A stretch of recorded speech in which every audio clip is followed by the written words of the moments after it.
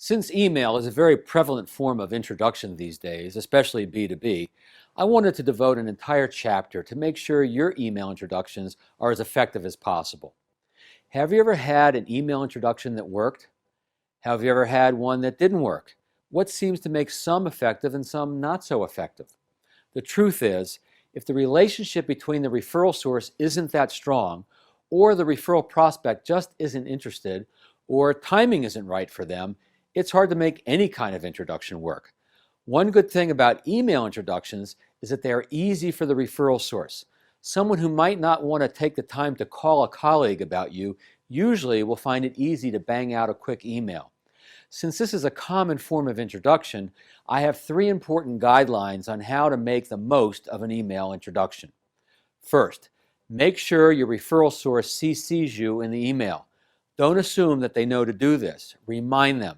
I can't tell you how many people I've heard from over the years saying, my client said they sent an email to their colleague, but they didn't CC me, so I don't know if it really went out or if I can follow up. And ask them to make this a regular CC, not a blind CC. Keep everything open and clear.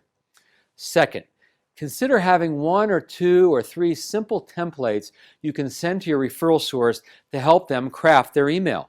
Many times they'll just take your suggestion and be done with it. Keep these templates very short and conversational. Let the referral source know they can adjust what you sent to them in any way they see fit. Again, this is not your bio. It's just someone saying, take his call, take her call. It's worth your time to meet with them. Keep this short. See your workbook for a few generic templates to get you writing your own.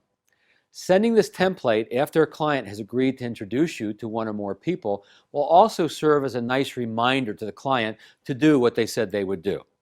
And 3, don't try to accomplish too much with your first email to this new prospect. Don't try to turn an email introduction into an in-person appointment.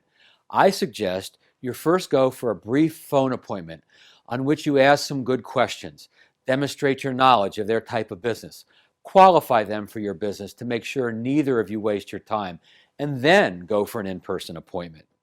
Here's what I typically say in my first email to a new referral prospect.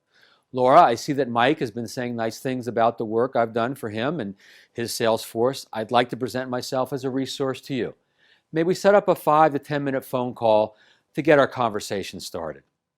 Unless the prospect reaches out to you first, being introduced through email, you can't go too far too fast. Go for a brief or 5 to 10 minute phone call to get the conversation started. From there, you earn the right to the in-person appointment. As you craft emails to prospects and clients, keep in mind that many people's first view of your email will be on their smartphone.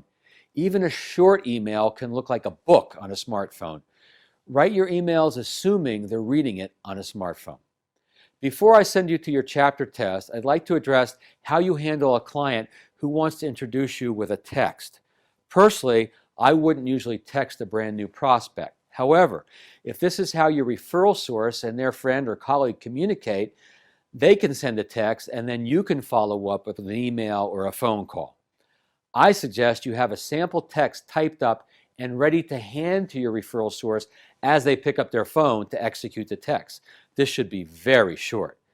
Hey, I'm sitting with Bill Cates. He's really helped me with getting more clients. He's going to call you. Take his call. That's about it.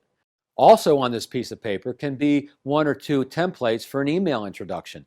This way you cover both mediums at the same time.